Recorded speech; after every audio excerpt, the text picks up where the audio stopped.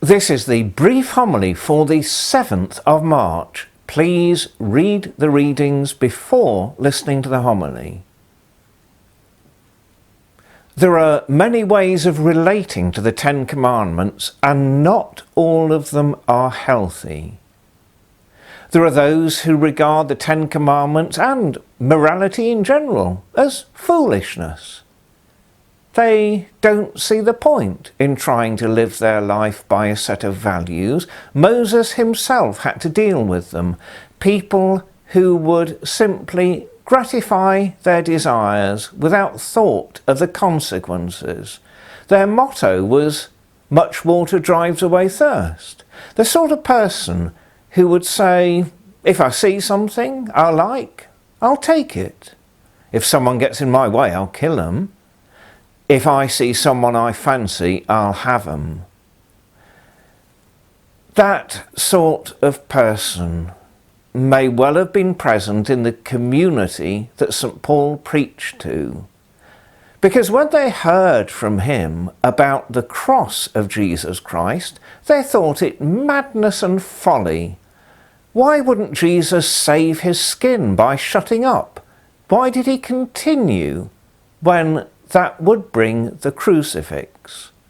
And then when they heard Paul say that the Christian is called to have a share in the cross, and we know that there are times when doing what we know is right instead of what our desires might lead us to can feel like a crucifixion. When they heard all that from Paul, they thought it was utter foolishness. Well, Paul has a message for them.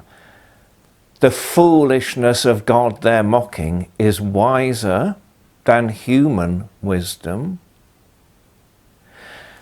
Then there's another attitude that regards the commandments as a boundary that you're allowed to go all the way up to as long as you don't cross it. So someone might say, I have put a few people in hospital and give them life-changing injuries, but I've never killed anyone, so, God's fine with me.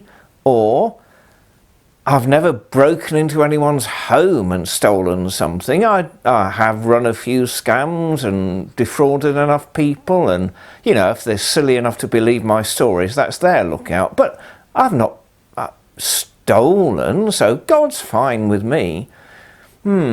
That may have been what's happening in the temple.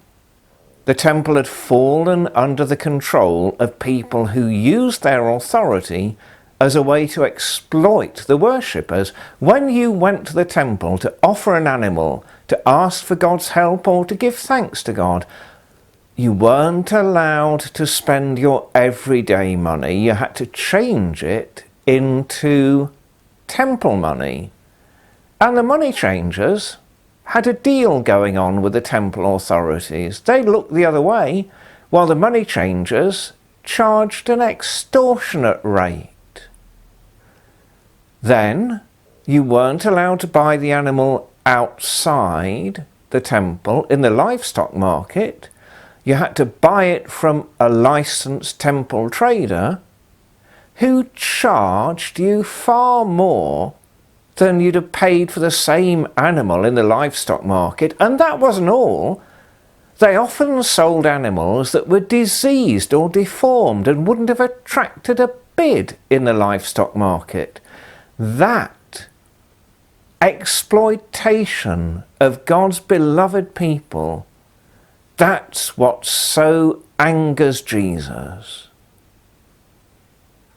And then there's the attitude in that psalm that rejoices and delights in the Ten Commandments and the moral law, that finds peace of mind in knowing that the psalmist has found a code to live by. Quite possibly, that psalmist may not even have believed in eternal life. It was still up for discussion when the Psalms were written.